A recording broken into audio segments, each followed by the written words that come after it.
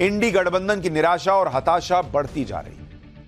क्योंकि बॉस एक तरफ तो नरेंद्र मोदी है, जो तीसरे टर्म का पूरा भरोसा होने के बाद भी जीतोड़ मेहनत कर रहे हैं, पूरा खाका होने के बाद भी जीतोड़ मेहनत कर रहे हैं, एक एक वोट जोड़ रहे हैं, एक एक वोट जरूरी समझ रहे हैं। जहां कहीं भी बीजेपी के विरोधी थोड़ा हावी हैं, वहां पर जाकर पीएम मोदी खुद रैलीज कर रहे हैं और बीजेपी को मजबूत कर रहे हैं। खास तौर पर दक्षिण और पूर्व के राज्यों में पीएम मोदी का फोकस है। जैसे वो कल तेलंगाना और तमिलनाडु में थे, आज ओडिशा में थे और कल बंगाल में उनकी रैली। इसी तरह से वो यूपी में सब कुछ सेट होने के बाद भी एक एक वोट जोड़ रहे हैं, सहयोगी जोड़ रहे हैं। यूपी में आज ही शपथ ग्रहण हुआ है, जिसमें 4 नेताओं को मंत्री बनाया गया। यह सब हो रहा है क्योंकि यूपी का टारगेट 80 में से 80 सीटें जीतने का रखा गया। दूसरी तरफ इंडी गठबंधन है। अच्छा, ये यूपी में जो विस्तार हुआ है मंत्रिमंडल का, इसका क्या इंपैक्ट पड़ेगा 80 सीट पर, वो आगे बताऊंगा। लेकिन आप देखिए कि दूसरी तरफ इंडी गठबंधन क्या कर रहा है, जिसके नेता या तो भाग रहे हैं, या तो उनके सहयोगी लड़ रहे हैं, या फिर उसके नेता ऐसी ऐसी बातें कर रहे हैं जिससे उनके वोट बढ़ना तो दूर, वोट और कट सकते हैं।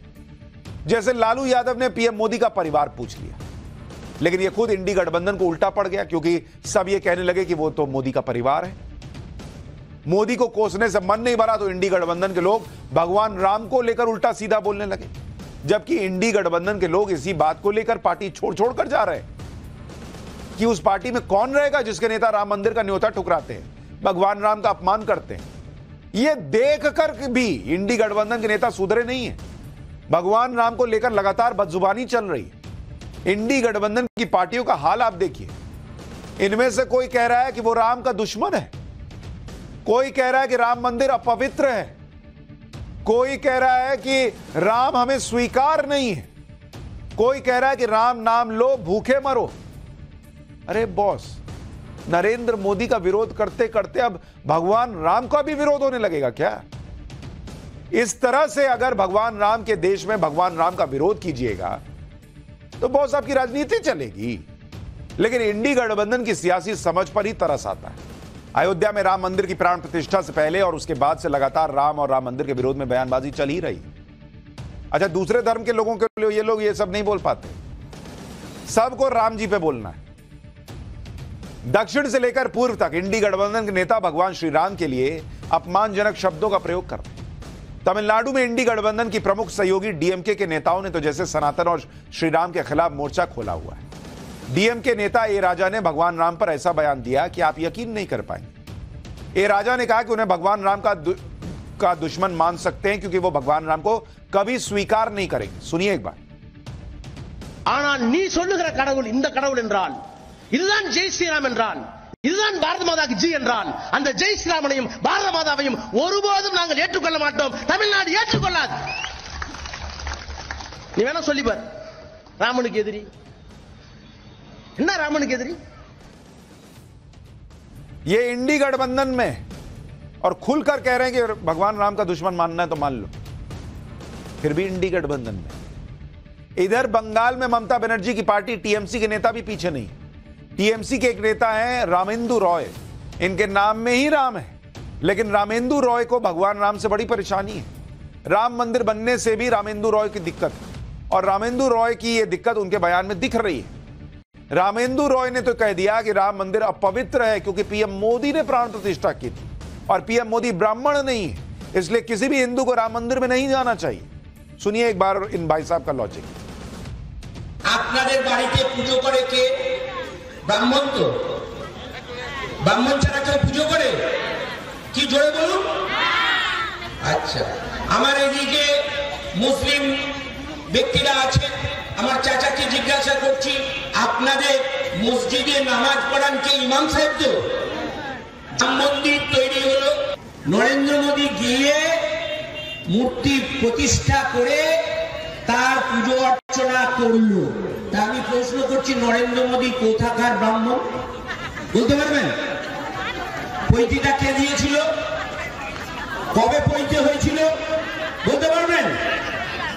তাহলে দেখুন হিন্দু ধর্মকে কত নোংরা জায়গায় নিয়ে গেল। ঠিক তেমনি ওই যে রাম মন্দির তৈরি হয়েছে, আমি মনে করি অপবিত্র রাম মন্দিরেতে ভারতবর্ষের কোন হিন্দু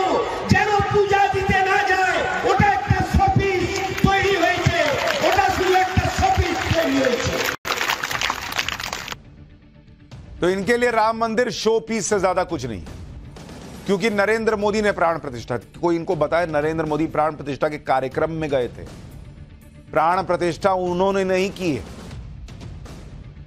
इसी तरह से राहुल गांधी को भी जय श्री राम के नारे से परेशानी दिखती है। राहुल गांधी अपनी भारत जोड़ो न्याय यात्रा के दौरान लगातार कास्ट सेंसस की बात कर रहे हैं, पीएम मोदी पर बयान दे रहे हैं, और अब तो राम का नाम लेकर अजीब अजीब बयान दे रहे हैं। मध्य प्रदेश में यात्रा के दौरान राहुल गांधी ने कहा कि मोदी जी चाहते हैं कि लोग दिन भर मोबाइल पर रहें, जय श्री राम बोले और भूख से मर जाए। सुनिए राहुल गांधी को। मोदी जी चाहते हैं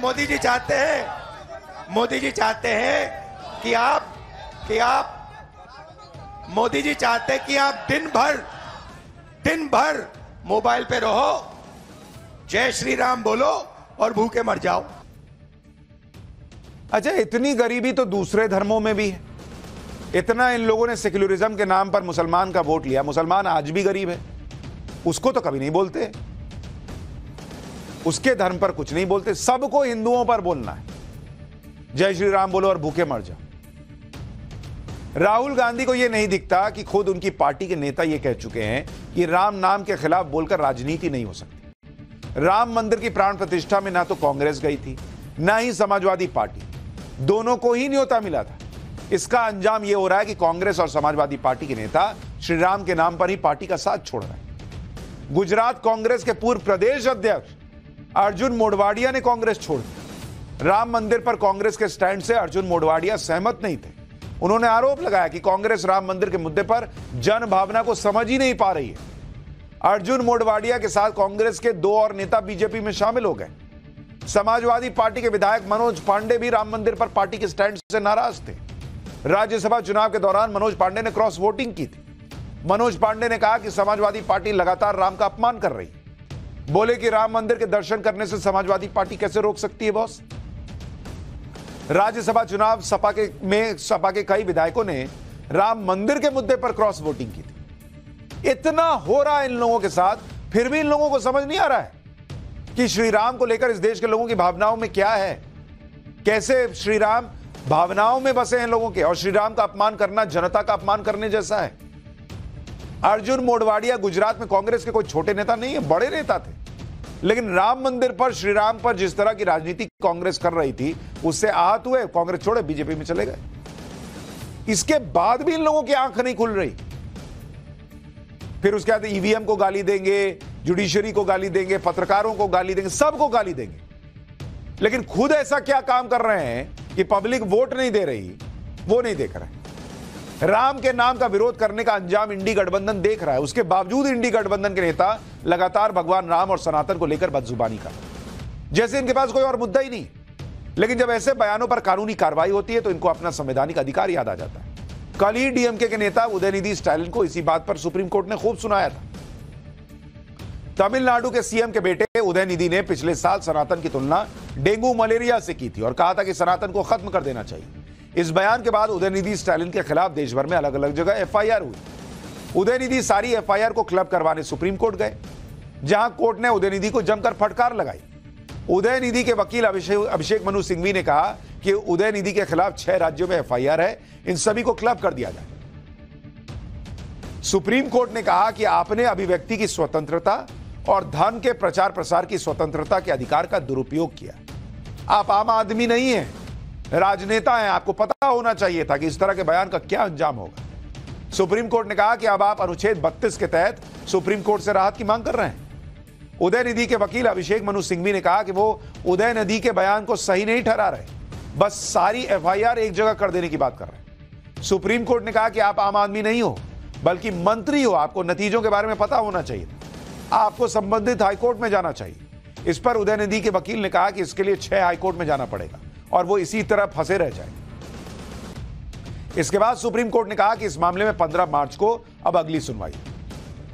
इंडी के नेताओं को अगर कोर्ट की फटकार भी समझ में नहीं आ रही तो कम से कम जनता के सेंटीमेंट को तो समझें, क्योंकि भगवान राम सिर्फ उत्तर भारत के हैं, उत्तर भारत के हैं, दक्षिण भारत के नहीं है। ऐसा सोचने वाली जनता को, ऐसे सोचने वाले जनता की भावना को नहीं समझ रहे। और इसका सबूत प्रधानमंत्री मोदी के तेलंगाना दौरे पर दिखाई दिया। जब पीएम मोदी तेलंगाना में मंदिर से निकले तो कैसे वहां जय श्री राम के नारे लगे हैं, देखिए एक बार। जय श्री राम, जय जय श्री राम, जय श्री राम, जय श्री राम, जय श्री राम।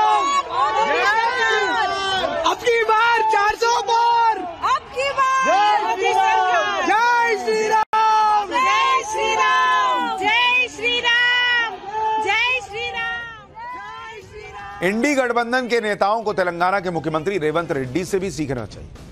रेवंत रेड्डी कांग्रेस के हैं, लेकिन कांग्रेस की लाइन से हटकर बयान दे रहे हैं। तेलंगाना में पीएम मोदी के दौरे पर रेवंत रेड्डी ने कहा कि पीएम मोदी बड़े भाई की तरह है और वो पीएम मोदी की मदद से तेलंगाना को गुजरात की तरह विकसित राज्य बनाना चाहते हैं। सुनिए कांग्रेस का एक मुख्यमंत्री क्या कह रहा है।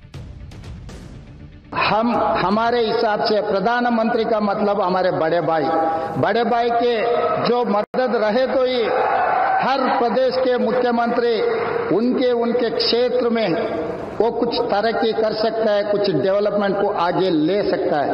इसीलिए मेरा गुजारिश है, इस वक्त तेलंगाना अगर आगे तरक्की करना है, हम भी गुजरात जैसा हम आगे जाना है तो यहां पर आपकी मदद जरूरी है। यानी जो कांग्रेस कहती है कि नरेंद्र मोदी गुजरात में क्या ही कर दिए, देश में क्या ही कर दिए, उनके ही नेता गुजरात मॉडल की भी बात कर रहे हैं। इंडी गठबंधन में केजरीवाल भी शामिल है, जो राम मंदिर के लिए पहले न जाने क्या क्या कहा करते थे। अब केजरीवाल को शायद समझ आ रहा है कि जन भावनाओं की अनदेखी करके राजनीति नहीं कर सकते। 4 मार्च यानी कल ही केजरीवाल सरकार ने दिल्ली का बजट पेश किया। केजरीवाल सरकार के इस बार के बजट की थीम क्या थी पता है? राम राज्य। दिल्ली के वित्त मंत्री आतिशी जी ने राम के रंग में डूबी हुई दिखाई दी और बजट पेश किया। यानी बिना राम के आम आदमी पार्टी का भी काम नहीं चल रहा। आप देखिए कि आतिशी ने रामचरितमानस की चौपाई से बजट भाषण की शुरुआत की। करीब 50 बार श्री राम का नाम लिया, 23 बार राम राज्य का जिक्र किया। केजरीवाल की तुलना श्री राम से और सत्येंद्र जैन की तुलना हनुमान से कर दी इन लोगों ने। केजरीवाल समझ चुके हैं कि देश में राम लहर चल रही है और ऐसे माहौल में भगवान राम के लिए आपत्तिजनक बयान देने का क्या नुकसान हो सकता है। केजरीवाल की ही तरह कांग्रेस को भी समझ आ रहा है कि श्री राम पर आपत्तिजनक बयानों से नुकसान हो सकता है। कांग्रेस ने ए राजा के बयान की निंदा की, तो वहीं तेजस्वी यादव इसे ए राजा का व्यक्तिगत बयान बता रहे हैं। देखिए, बात सिर्फ इतनी ही नहीं है कि इंडी गठबंधन के नेता भगवान राम का विरोध कर रहे हैं। इंडी गठबंधन के नेता तो भारत को देश ही नहीं मान रहे भाई। यानी मोदी विरोध में पहले राम विरोध और अब देश को देश तक मानने से इनकार कर दिया।